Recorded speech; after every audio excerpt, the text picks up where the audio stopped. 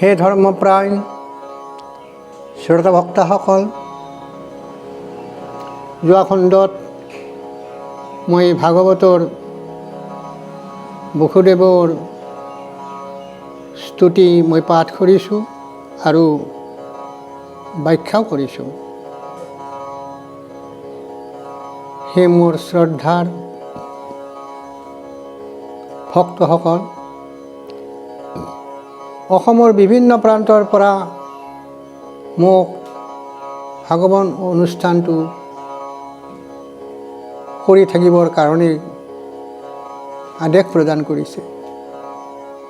কিছুমান ভক্তই মোক অধ্যায় বাছি দিছে, ধৰি দিছে যে আপুনি এই অধ্যায়বিলাকো পঢ়ি তাৰ আধ্যাত্মিক তত্ত্বজ্ঞানটো আমাক শুনাব।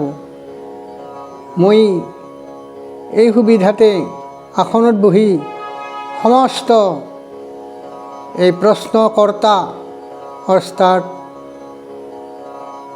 প্ৰশ্ন সম্ভাষণ যোনে মোৰ প্ৰতি যাচিছে, মই তেওঁলোকৰ চৰণত প্ৰণিপাত জনাইছোঁ।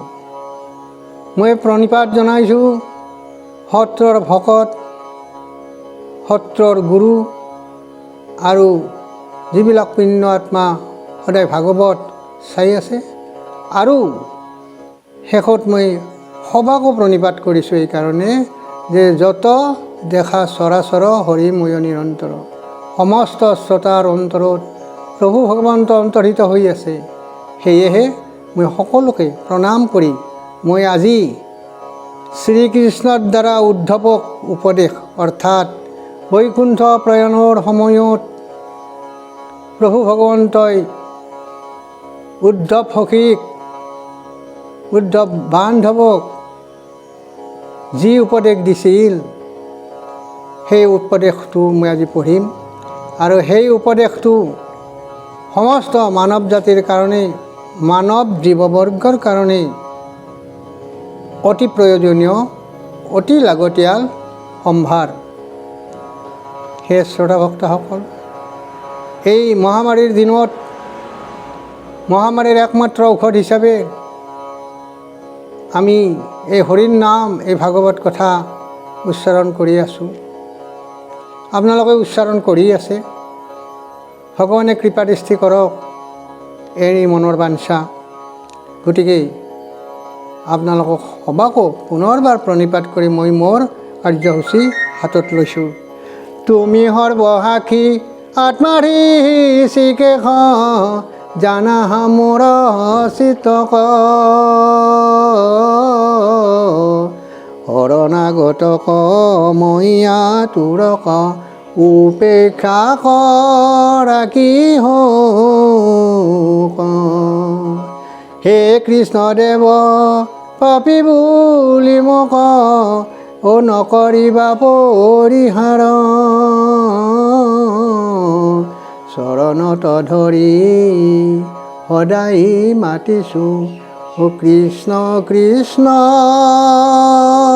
ৰাম বুলি।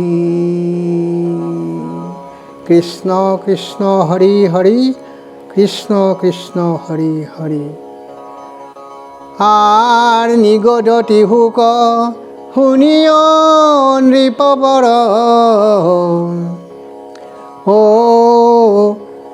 হৈলন্ত আপুনি হৰি।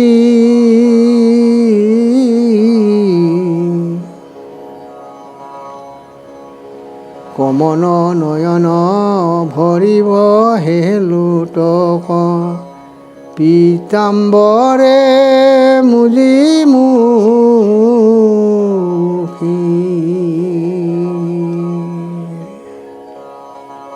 কৰিছে কি? ভগৱান কৃষ্ণ বৈকুণ্ঠত যাব, তেওঁৰ শিশুলীলা, মধ্যলীলা আৰু অন্তলীলা সাংগ কৰিলে, সাংগ হ'ল কৰি প্ৰাকৃত ৰূপত তেওঁ বৈকুণ্ঠত যাব। আৰু যোৱাৰ সময়ত ভগৱন্তৰ সংগত তেওঁৰ সখী উদ্ধৱ আছিল, আৰু উদ্ধৱে সহ্য কৰিব নোৱাৰি তেওঁৰ গুণ বৰ্ণনা কৰি কি কৰিছে? ভগৱানক স্তুতি কৰি আছে। নিগদতি হুক শুনিও নৃপবৰ, ও ভকতৰ সন্তাপ দেখিয়া, ভল্যন্ত আকুল কৃষ্ণ জগতক, হুক মন নয়ন বয়লত। কান্দি কান্দি উদ্ধৱ সখীয়ে ভগৱান কৃষ্ণক কি কৰিছে? প্ৰাৰ্থনা কৰি আছে। প্ৰাৰ্থনাৰ অন্তত এতিয়া আমাৰ কৃষ্ণদেৱে, কৃষ্ণ প্ৰভুই ভক্ত উদ্ধৱক কি কথা কয় আপোনালোকে শুনক। ও হৰি ৰাম,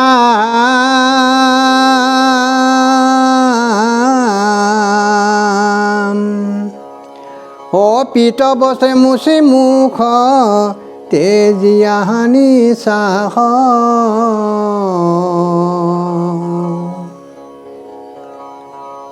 স্নেহ উদ্ধৱক ধৰি বুলিলায়া চাহ। পিত বস্ত্ৰৰ দ্বাৰাই প্ৰভু ভগৱন্তই কৃষ্ণই উদ্ধৱৰ সখীৰ, তেওঁৰ বান্ধৱৰ চকু মুখ মুচি দি তেওঁ এতিয়া আশ্বাস বাণী ক'ব। হে শ্ৰোতা ভক্তসকল, আপোনালোকে এনেই জানে যে ভগৱানৰ মুখৰ বাণীয়ে বেদ, তাতে কৃষ্ণ পূৰ্ণ ব্ৰহ্ম। গতিকে ভগৱানে যি কথা কৈ আছে সেয়ে বেদ, অক্ষৰ ব্ৰহ্ম। গতিকে ভগৱানে কেনেকৈ আশ্বাস দিয়ে সেইটো চাওক। অন্তকালত সকলোৱে আমি দেহ এৰিব লাগিব, সংসাৰ এৰিব লাগিব। সেইকাৰণে এতিয়া যদি আমি কথাটো শুনি থওঁ, তেতিয়া অন্তকালত কৃষ্ণৰ নাম স্মৰণ হ'ব। হয় অন্তকালে হৰি স্মৰে সিটো ভাগ্যৱন্ত, তাহাৰ মহিমা কহি কোনে পাৱে অন্ত। অন্তকালত যদি হৰিক স্মৰণ কৰে আৰু স্মৰণ কৰা সেই ভক্তৰ মহিমাৰ কথা বৰ্ণনা কৰি শেষ কৰিব নোৱাৰি। অৰ্থাৎ ভাগৱতৰ যিটো মহিমা, সেই সমস্ত স্বচৰিত স্বৰূপটো এই ভক্তত মানে অন্তৰত থাকে। আৰু সেইকাৰণে অন্তকালত প্ৰভু ভগৱন্তক যে স্মৰণা কৰিব, তেওঁৰ সমান আৰু ভাগ্যৱন্ত কোনো নাই বুলি কৈছে।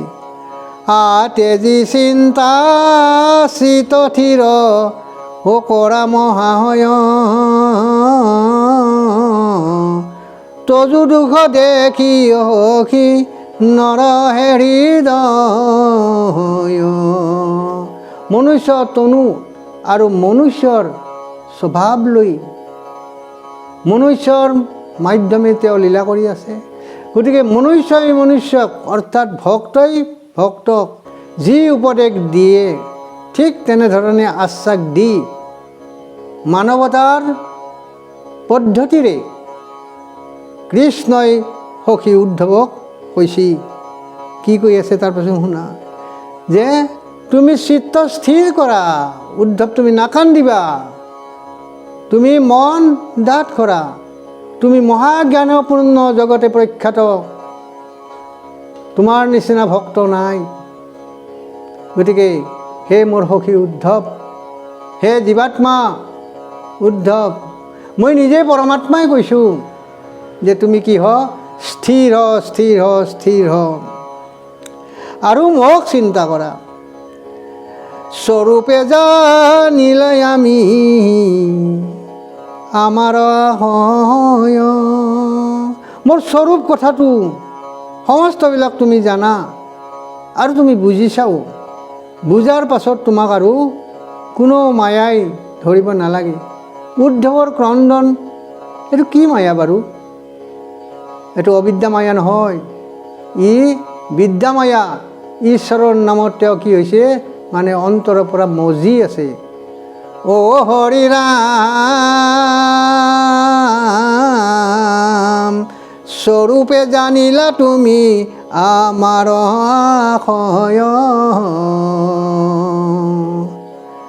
আৰ বংশক সংহৰি আৱে চলিব নিশ্চয়। শেষ কালত মোৰ কৃতকৰ্ম হ'ব কি জানে? মই এই ভূমিত, এই ধৰাত মই যিসকলক ভক্তক ৰাখিব লাগে ৰাখিম, আৰু যিবিলাক ভক্তক অৰ্থাৎ অভক্তক ৰাখিব নালাগে মই সকলোকে বিনাশ কৰি শেষত মই কি মোৰ নিজৰ স্থান সেই বৈকুণ্ঠকলৈকে যামগৈ। গতিকে সেই উদ্ধৱ, মোৰ হিচাপ তুমি জানা, মোৰ হিচাপ অৰ্থাৎ ঈশ্বৰৰ হিচাপ কোনোদিন ভুল নহয়। গতিকে এই কথা বুজাৰ পাছত তুমি ক্ৰন্দন নকৰিবা, শোক নকৰিবা আৰু দুখো নকৰিবা। মাত্ৰ মই অলপ কথা ক'ব খুজিছোঁ তোমাক, সেই কথাখিনি তুমি শুনা। অ সাধিল উদ্ধৱ দেৱতাৰ যহত কাজ, মই কি কৰিলোঁ? দেৱ সমজ্যাৰ যিমান শুভ কৰ্মানি আছে, ধৰ্মানি আছে, সমস্তবিলাক মই সাধন কৰিলোঁ। মনুষ্যৰ কাৰণে কি কৰিলোঁ? সমস্ত ধৰ্মক স্থিতি কৰি অধৰ্মক বিনাশ কৰিলোঁ। গতিকে মোৰ কৃতকৰ্ম সাংগ মই কৰিলোঁ। মই শিশুলীলা কৰিলোঁ, মই মধ্যলীলা কৰিলোঁ, আৰু মই অন্তলীলা শেষ কৰিলোঁ। উদ্ধৱ, তুমি স্থিৰ হোৱা আৰু মোৰ নামত তুমি কি হ সত্যস্থয়া হৈ মোৰ নামটো লৈ থাকা।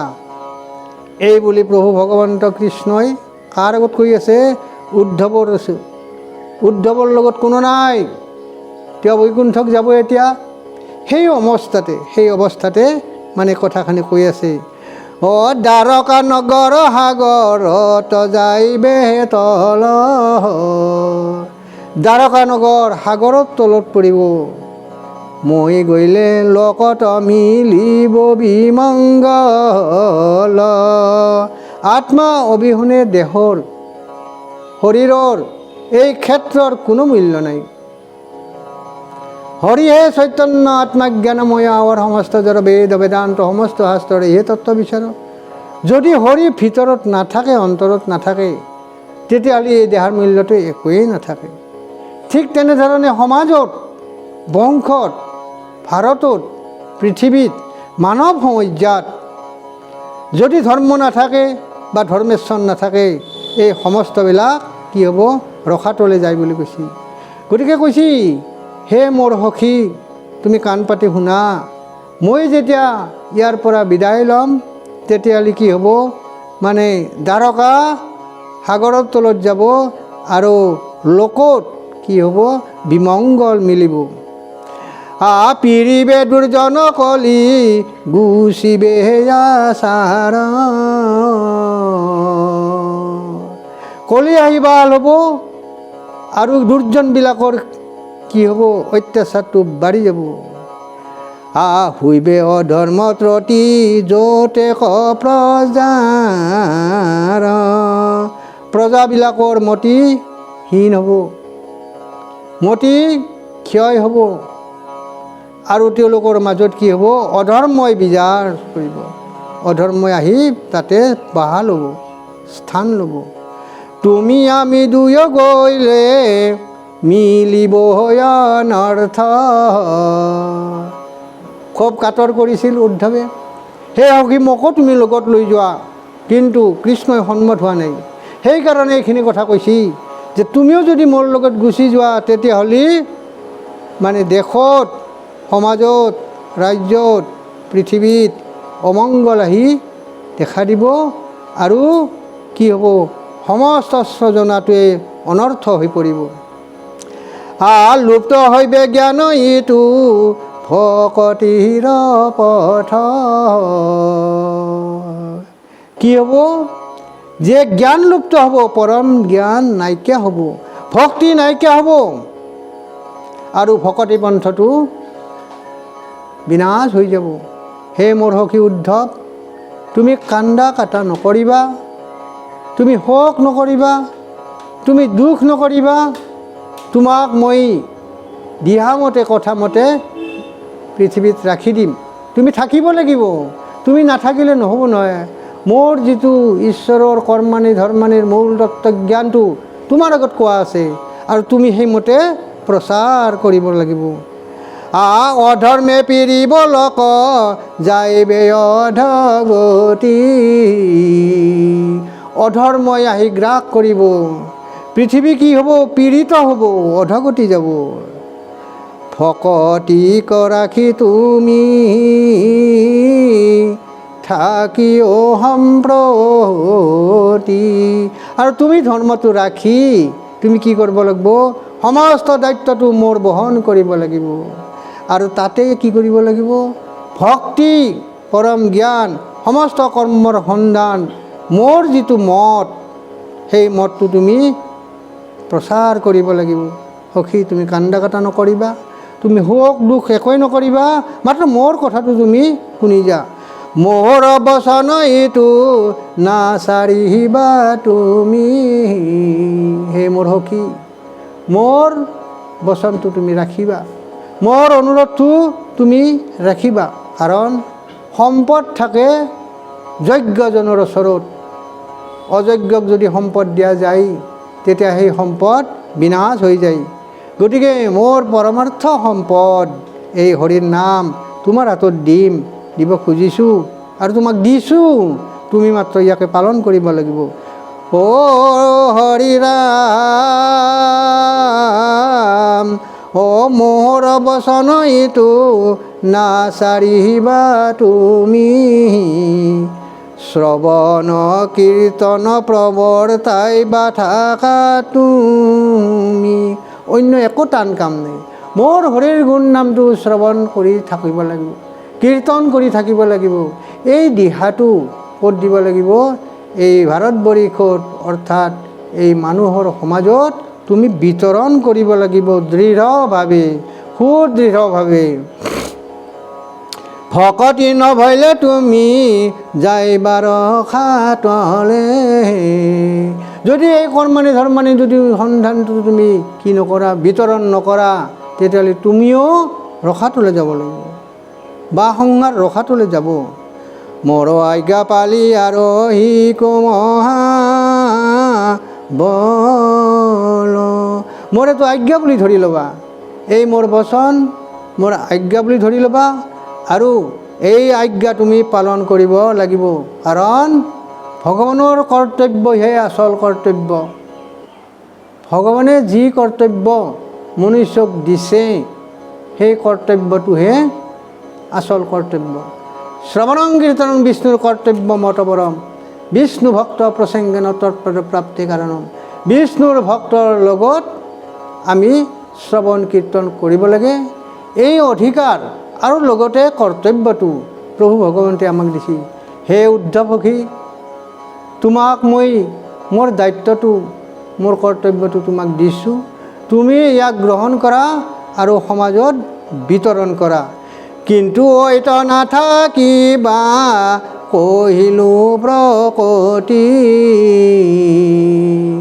মত চিত দিয়া ফুৰা পৃথিৱী প্ৰজন্তি।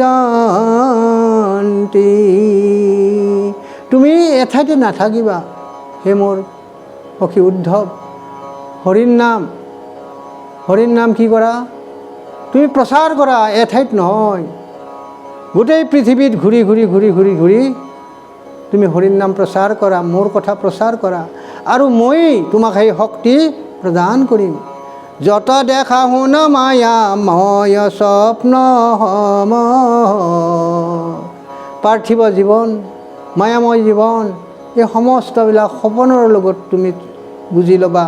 অৰ্থাৎ এটা সপোন যেন এই জীৱনটো আৰু এই জীৱনৰ লগত যিখিনি জীৱনী আছে এই সমস্ত অশাশ্বত বুলি কৈছে, শাশ্বত নহয়, ই নিগম নহয়, ই আগম বস্তু, ই নিবৃত্তি নহয়, ই প্ৰবৃত্তিৰ বস্তু।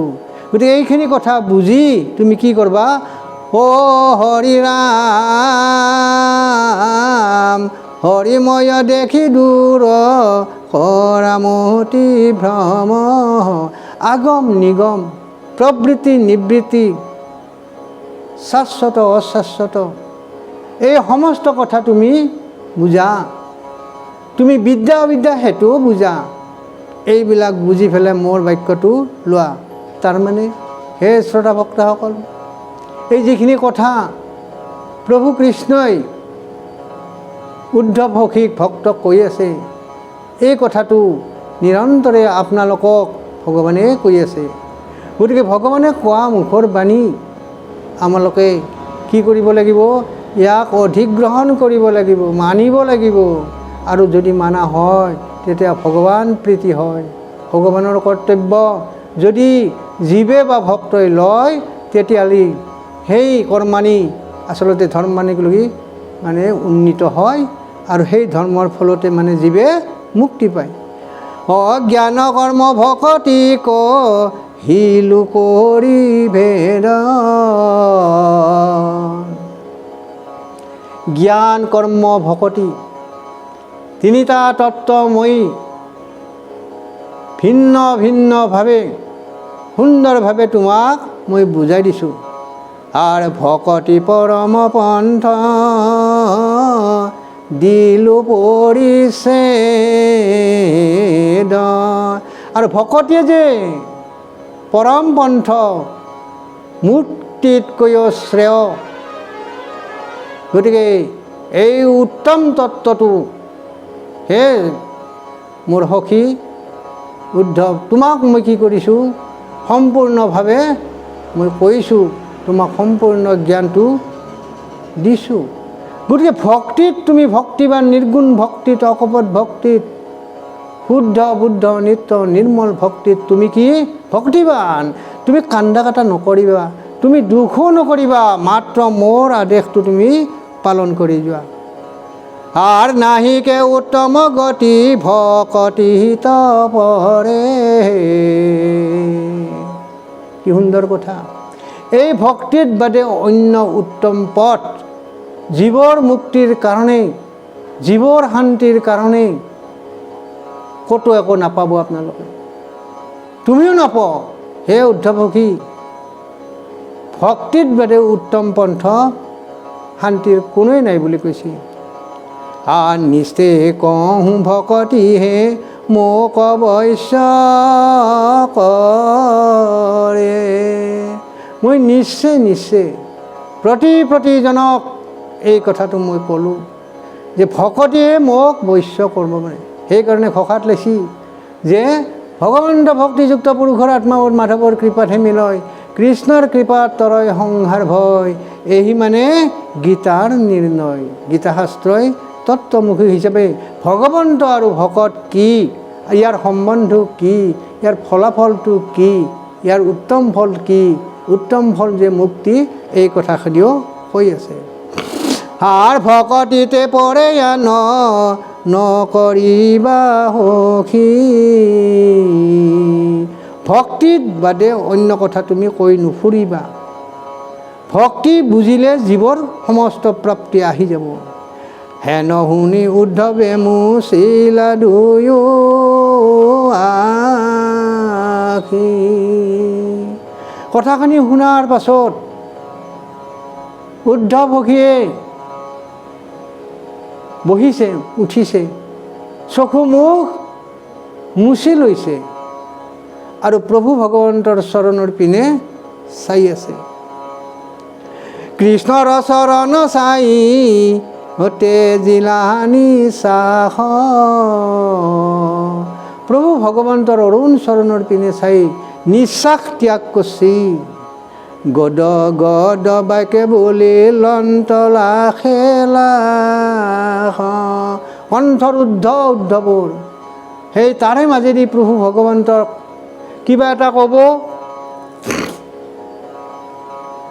গতিকে তেওঁ সাজু হৈছি, গদ গদ কৰে মাত, তেওঁৰ মাত কণ্ঠৰ উদ্ধ হৈ গৈছে, কথা ক'ব নোৱাৰে। গতিকে কি কয় সেইটো শুনক আপোনাক, লাহে লাহে তেওঁ ক'বাত আছে। হে প্ৰাণ বন্ধু মোক বুলিলা বুজাই, তুমি সমস্ত কথা প্ৰভু মোক সুন্দৰভাৱে বুজাই দিছা, মই বুজি পাইছোঁ। ঋষি সমস্তৰ কিয় একমত নাই। কিন্তু ঋষিবিলাকে এই কথা, যিবিলাকে মুনি আছে, ঋষি আছে, সিদ্ধ লোক আছে, যে দিনে ৰাতি ভগৱানৰ নামত উপাসনা কৰে, ব্ৰত কৰে, ভগৱানৰ কৰ্ম ধৰ্মবিলাক তেওঁলোকে কৰে বা কৰিবৰ চেষ্টা কৰি আছে, জ্ঞান মাৰ্গত তেওঁলোকে ইমান ওপৰৰ পণ্ডিত, তে এই কথাটো তেওঁলোকে কিয় নামানে? এই এটা মহাসাংঘাতিক কথা। প্ৰশ্ন সম্ভাষণ। উদ্ধৱ সখীয়ে কৃষ্ণ প্ৰভুক এই প্ৰশ্নটো কৰিছে যে তুমি কোৱা কথাটোত ঋষি সমস্তৰ কিয় সন্মত নাই বা কিয় তেওঁলোকে মানি নলয়? এই কথাটো প্ৰশ্ন কৰিছে।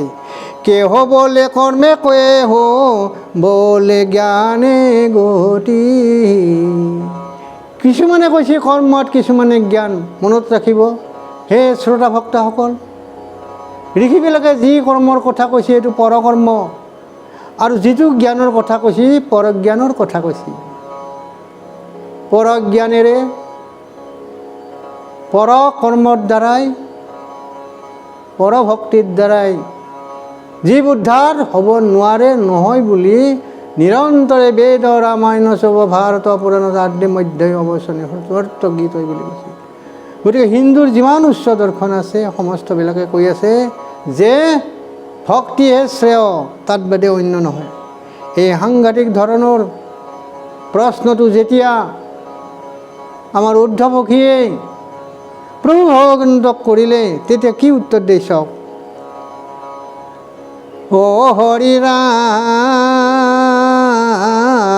ও কেহ বোলে কৰ্মে কেহ বোলে জ্ঞানে গতি। তোমাৰ সন্মত পন্থ কেৱলে ভকতি। তুমি ক'লা ভক্তিহে উত্তম পন্থ, বাকী ঋষি মুনিবিলাকেতো কোৱা নাই। অলপ সংশয় আছে। হে মোৰ প্ৰভু কৃষ্ণদেৱ, তুমি মোক সংশয়টো ভঞ্জন কৰা। একে বেদ বাইকে কেনে ভৈলামতি ভেদ,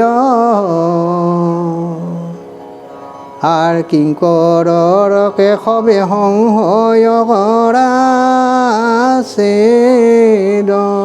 সংশয় মোৰ হৈছি, আৰু তুমি প্ৰভু ভগৱন্ত, তুমি সংশয়টো মোক ছেদ কৰি দিয়া। একেই বেদ বাক্য, কিয় ইমান ভেদ ভাৱনাটো আহিছি এই কথাটো মোক কোৱা। কান্দি কান্দি উদ্ধৱে প্ৰভু ভগৱন্তৰ চৰণ চিন্তি এই প্ৰশ্ন সম্ভাষণটো কৰিছিল। মনে মনে তলে তলে অন্তৰত প্ৰভু ভগৱন্তই কি পাইছিল? সন্তোষ পাইছিল, আনন্দ পাইছিল যে যিটো কথা লৈ সংসাৰত হাহাকাৰ লাগি থাকে, সিদ্ধান্ত কোনেও দিব নোৱাৰে, আজি সেই সিদ্ধান্ত মোৰ সখী উদ্ধৱে মোৰ পৰা বিচাৰিছে। গতিকে সেই অৰ্থত, সেই ভাৱত প্ৰভু ভগৱন্তই সন্তোষ লাভ কৰিছে। ও হৰি ৰাম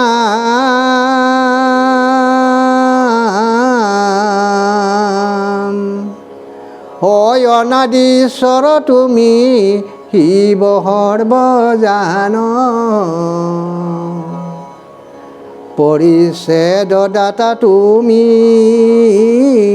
বিনে নাহি আন।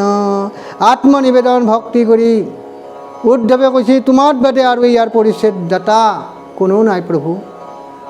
তুমি কি কৰবা? তুমি সৰ্বজান, সৰ্বসাক্ষী, সৰ্বভৰ্তা, সৰ্বকৰ্মত তুমি ঈশ্বৰ, কৰ্মেশ্বৰ, তুমি জ্ঞানেশ্বৰ।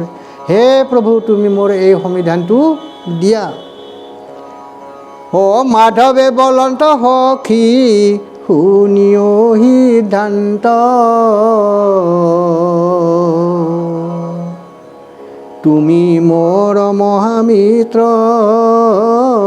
ভকত একান্ত।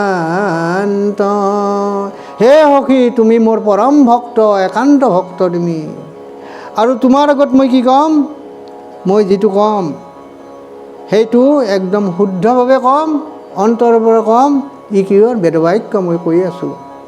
গতিকে তুমি মোৰ মহামিত্ৰ হিচাপে, তুমি মোৰ পৰম বান্ধৱ হিচাপে, তুমি মোৰ অন্তৰংগ বান্ধৱ হিচাপে মই তোমাক সমস্ত উত্তৰটো দিওঁ। কিন্তু তুমি স্থিৰ হৈ কাণ পাতা। কাণ যদি নাপাতা, মনোযোগ দি নেদাতিলেতো নহ'ব। সাৱধান হোৱা, সাৱধান হোৱা, এই বুলি আমাৰ উদ্ধৱ সখীক প্ৰভু ভগৱন্তই কথাখিনি কৈ আছে। পূৰ্বে প্ৰলয়ৰ নষ্ট ভৈল বেদবাণী, আৰ কহিলো ব্ৰহ্মাত মই উদ্ধাৰিয়ানি।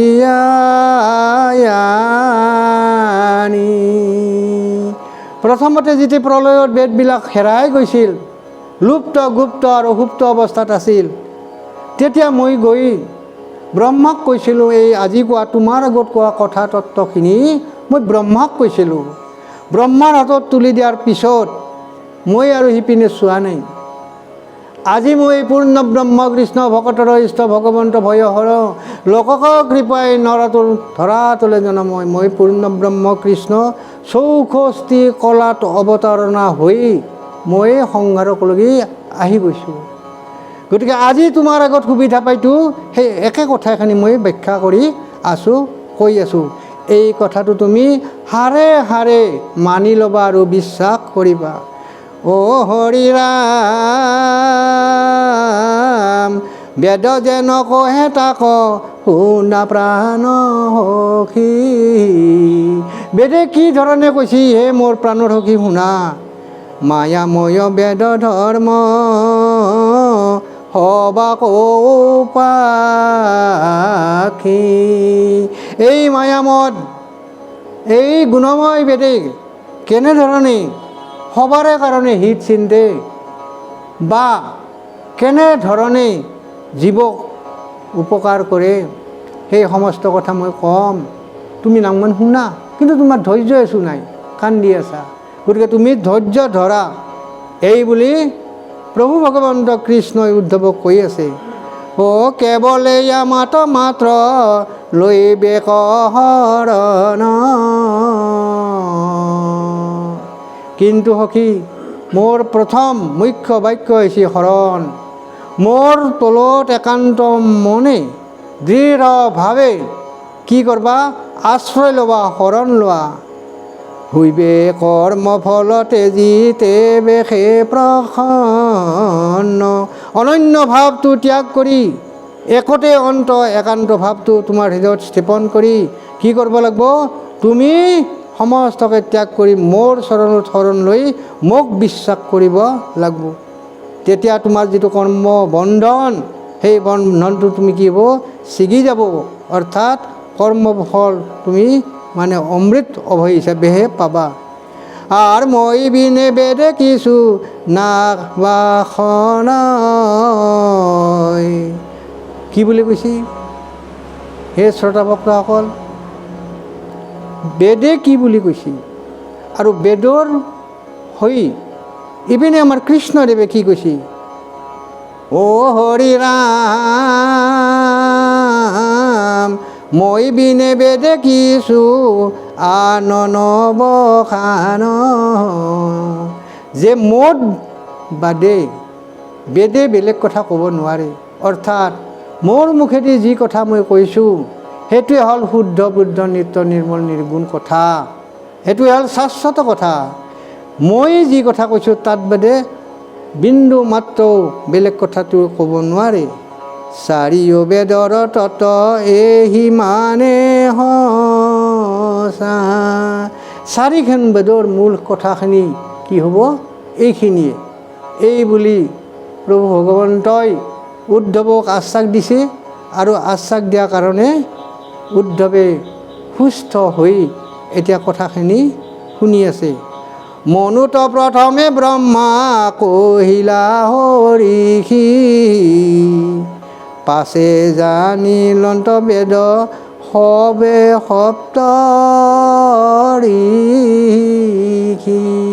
মই দিয়া, মই প্ৰদান কৰা এই বেদজ্ঞানটো ব্ৰহ্মাই প্ৰথমবাৰৰ কাৰণে মনুক দিছিল, আৰু মনুৱে এই কথাখিনি শুনছিল, আৰু তাৰ পাছতহে সপ্ত ঋষিৰ ওচৰত এই বেদজ্ঞান গৈছিল।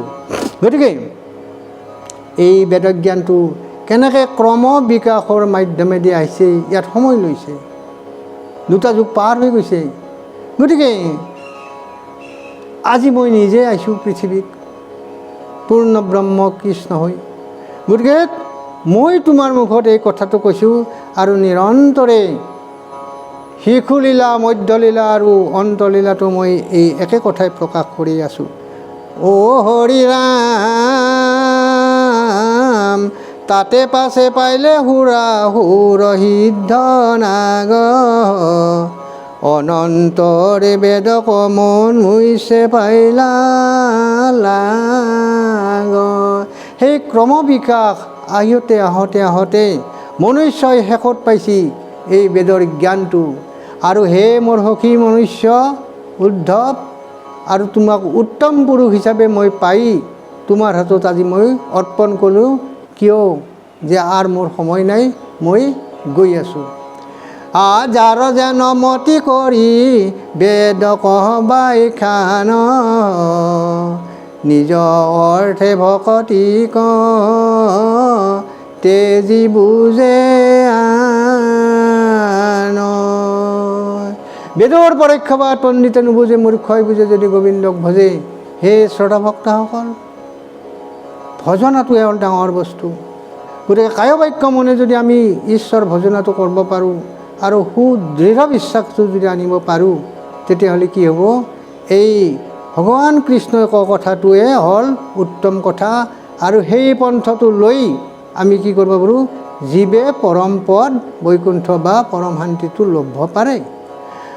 কেহ বোলে বেদ কৰে যজ্ঞ ব্ৰত দান, কেহ বোলে দেৱতাক পূজা তীৰ্থ স্থান। এই বিভ্ৰান্তিবিলাকো তাতে আলোচনা এটা হৈ আছে। উদ্ধৱক ভগৱান কৃষ্ণই কথাখিনি কৈ আছে। বহুত পণ্ডিতৰ বহুত মত এটা ব্যাখ্যান কৰি আছে। আৰু বেদৰ ব্যাখ্যাটোও শুদ্ধভাৱে সেই সময়ত কৰিব পৰা নাই। আৰু ফলত হৈছে কি? সেই এক ভগৱন্তৰ কথাটো পিছ পৰি আছে।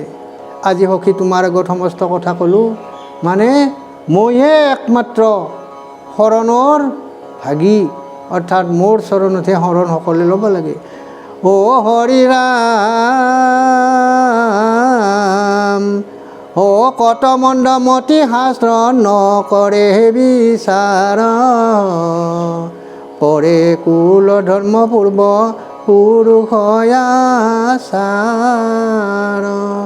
এইখিনিতে হে শ্ৰোতা ভক্ত চাওক, নিজ ধৰ্ম স্বধৰ্ম, এইটো হ'ল বেদৰ ধৰ্ম। আজি যি কথা প্ৰভু ভগৱন্ত কৃষ্ণই উদ্ধৱক কৈ আছে, সেইটোৱে নিজ ধৰ্ম, সেইটোৱে স্বধৰ্ম। দৈন্ত সৰ্বস্ব মানে হ'ল ব্ৰহ্ম, ব্ৰহ্মৰ ধৰ্ম, কৃষ্ণৰ ধৰ্ম, বেদৰ ধৰ্ম। কিন্তু এই অৰ্থটো বুজি নাপায় বহুতে কৰে কি, নিজ ধৰ্ম মানে পিতৃপুৰুষৰ ধৰ্মটো বুলি বুজি লয় আৰু মানিও লয় আৰু নিৰন্তৰে কৰিও থাকে। এইবিলাক মস্ত ভুল, এইবিলাক ভুল। গতিকে নিজৰ ভগৱানে মুখেদি তেওঁৰ সখী উদ্ধৱক কথাটো কৈছে, অৰ্থাৎ পৰমাত্মাই জীৱাত্মাক কৈছে, চিধা চিধি কথা। গতিকে ইয়াত আৰু কোনো একা বেকা কথা নাই। এই কথা যি ভুল, এই কথাখিনিও কৈ আছে। অ' হৰি ৰাম তাক এৰি লৈ যত পাখণ্ডৰ মতি, পূৰ্বপুৰুষৰ যিবিলাক ভুল আছিল, সেই পাখণ্ড মতিবিলাকো বহুতৰ কিছুমানৰ, সকলোৰে নহয়। সেই পাখণ্ড মতিত কি হয়? তেওঁলোকে লিপ্ত হৈ পৰে। যাই মোক নাপাৱে অধময় অধগতি। আৰু শেষত গৈ কি হয়? এই ভুলৰ কাৰণে পাখণ্ড কৰ্মৰ মাধ্যমেদি, ধৰ্মৰ মাধ্যমেদি জীৱ অধগতি যায় আৰু ঈশ্বৰ সাক্ষাৎ কোনোদিন হ'ব নোৱাৰে, নহয়। নাচাৰে কৰ্মিক হক দুখে দিন ৰাত্ৰি। আৰু ফলত সেই কৰ্তাজনৰ দুখে দুখ, শোকে শোক আৰু কষ্টৰ সীমা নাই বুলি কৈছে। জ্ঞানত নাহিকে গতি ভকতি বিন, ভক্তিটো নাই তাত। যেহেতু ভক্তি নাই, সপ্ৰেম ভক্তি নাই, নিৰ্গুণ ভক্তি নাই, গতিকে ভগৱন্তক কোনোদিন সন্তুষ্ট নহয়। এই যি ব্যৱহাৰিক এই যে কথাখিনি, এই ভ্ৰান্তিখিনি প্ৰকাশ্যে উদ্ধৱৰ আগত কৃষ্ণই কৈছে, হে শ্ৰদ্ধা ভক্তসকল, এই সমস্ত কথাত ভাগৱতত লিপিবদ্ধ হৈ আছে। আৰু কৈছে কি, এই ভাগৱতত লিখা কথাখিনি হ'ল উত্তম কথা, তাৰ ওচৰত যাব কৈছে। আৰু আপোনালোকক কি কৈছে, তাৰ আশ্ৰয় ল'ব কৈছে। ভাগৱত কি শাস্ত্ৰ? গুৰু শাস্ত্ৰ। অ ভাগৱত গুৰু শাস্ত্ৰ, আত্মতত্ত্ব কহে মাত্ৰ, অ তাকে প্ৰকাশিলো বেদস্তুতি। বেদস্তুতিত এই কথাটো লিখা আছে। গতিকে ভাগৱত গুৰু শাস্ত্ৰ, ভাগৱতৰ আদি মধ্য অৱসানে হৰি, সদায় হৰিৰ কথাই বৰ্ণনা কৰি আছে আৰু জীৱৰ মুক্তিৰ কথাই ইয়াতে কৈ আছে। ও হৰি ৰাম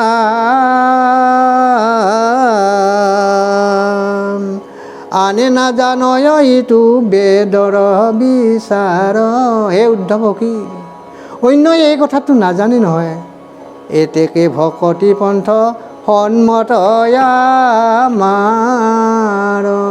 সেইকাৰণে গুহ্য কথাটো, অতি নিগূঢ় কথাটো, এই ৰহস্যবাদটো, তুমি মোৰ সখী, সখী মানে সমান, তুমি মই সমান, তুমি ভক্ত মই ভগৱন্ত, তুমি জীৱাত্মা মই পৰমাত্মা, গতিকে তুমি সত্যে সত্যে মই এই কথাটো সঁচা তত্ত্বটো তোমাৰ আগত ক'লোঁ।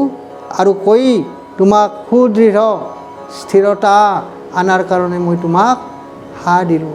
আৰু এইখিনি কথা শুনি উদ্ধৱ সখীয়ে পৰম জ্ঞানত জ্ঞানজ্ঞ হ'ল। জ্ঞানজ্ঞ সৈতে বিচাৰজ্ঞ হৈছে। ভাল বেয়াটো, সঁচা মিছাটো তেওঁ বুজি পালে, এতিয়া সুস্থ হৈ লৈছে। হে শ্ৰদ্ধা ভক্তসকল, আমাৰ উদ্ধৱ সখী জীৱাত্মা পৰমাত্মাৰ আগত সাক্ষী হৈ বহি আছে আৰু এইখিনিত তেওঁ সুস্থতা লাভ কৰিছে। ইয়াৰ পৰৱৰ্তী অংশটো মই পিছত গাম। শ্ৰোতা ভক্তসকল, যি শ্ৰোতাই মোক এই অধ্যায়টো পঢ়াৰ কাৰণে এটা অনুৰোধ কৰিছিল, অনুৰোধ নহয় আচলতে আদেশ কৰিছিল, তেওঁলোকক, তেখেতসকলক মই মোৰ আসনৰ পৰা নমস্কাৰ জনাইছোঁ। আৰু মোৰ এই অন্তৰীক্ষ চেনেলৰ ৰসামৃত অনুষ্ঠানত আপোনালোকে লগ পাব, ময়ো লগ পাম। গতিকে অসমৰ বিভিন্ন প্ৰান্তত মোক বহুত ধৰণে এটা আদেশ কৰিছে ভাগৱত পাঠৰ কাৰণে, বিশেষ কৰি ব্যাখ্যাৰ কাৰণে মই কৰিব চেষ্টা কৰিম।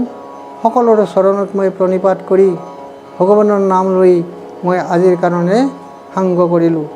ও ৰামকৃষ্ণ হৰি গোপাল গোবিন্দ মুকুন্দ মধু মুৰাৰী ভকত হৰধন হৃদৰঞ্জন বিজজন হৰিকেৰি ৰাম অনন্ত প্ৰভু ভগৱন্ত ভকত ভয়ভঞ্জন নিত্য নিৰঞ্জন দানৱ গঞ্জন সজ্জন জন ৰঞ্জন ৰাম কৃষ্ণ ৰঘুপতি ৰাঘৱ ৰঘুনন্দন অনাদি অনন্ত শিৱ সনাতন ঐশ্বৰ্য জগবন্দন দৈৱকী নন্দন ৰাম নাৰায়ণ জগত কাৰণ ৰাম সৰ্বদেৱ শিৰোমণি সমস্ত সুখৰ ধাম। হে হৰি অনাদি আদি গোবিন্দ, তোমাক কৌটিবাৰ প্ৰণাম কৰিলোঁ, শ্ৰদ্ধা ভক্তক প্ৰণাম কৰিলোঁ। আৰু এইখিনিতে মই মোৰ এই পবিত্ৰ অনুষ্ঠানটো আপোনালোকৰ প্ৰসংগত মই সামৰণি মাৰিলোঁ। কৃষ্ণ কৃষ্ণ ৰাম ৰাম।